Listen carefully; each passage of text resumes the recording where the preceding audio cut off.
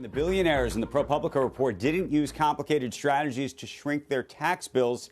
For the most part, they used plain vanilla deductions. And Robert Frank is here with a look at why any fix, quote unquote, won't really be that easy a fix. Robert? Good morning, Andrew. Well, it is being called billionaire tax avoidance, but the provisions that allow Jeff Bezos, Elon Musk, Warren Buffett, and others to pay zero income taxes in certain years are actually used by millions of other Americans. The first is investment losses. The ProPublica article revealing that Jeff Bezos paid zero federal income taxes for 2 years.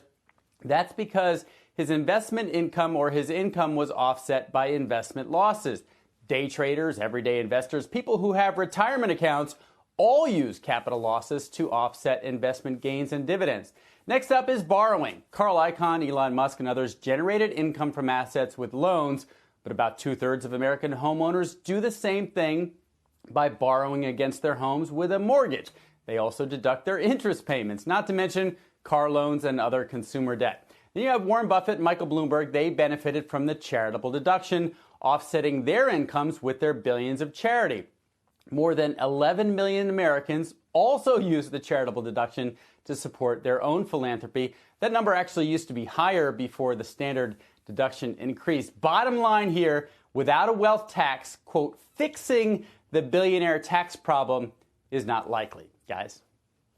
Okay, Robert, I have a couple questions for you. One, though, on the interest deduction. And you are absolutely right that people can use a mortgage deduction, the interest expense, against their income.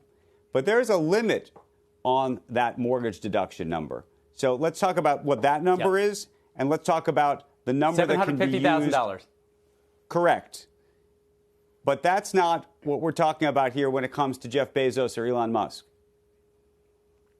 Right. So what you're saying is we should have a cap on what others can deduct from their interest expense, which is fine. But that doesn't really get at the heart of the headline issue here, which is that these are wealthy people who generate little income relative to their wealth and therefore don't pay any or very little income tax. And so even if you got, let's say, rid of that deduction for billionaires, or you stepped it up to, let's say, nothing over $1 million is allowed in interest expense, that really wouldn't solve the problem because, yes, it's an added benefit of being able to borrow against your stock. But the premise is these are wealthy people who aren't paying taxes on their wealth. And getting rid of that deduction or lowering the bar doesn't change that. And then this goes to the issue of whether you want a wealth tax or, as you know, I've talked a lot about the idea of simply creating a step up or eliminating, rather, the step up in basis issue at death on the estate tax.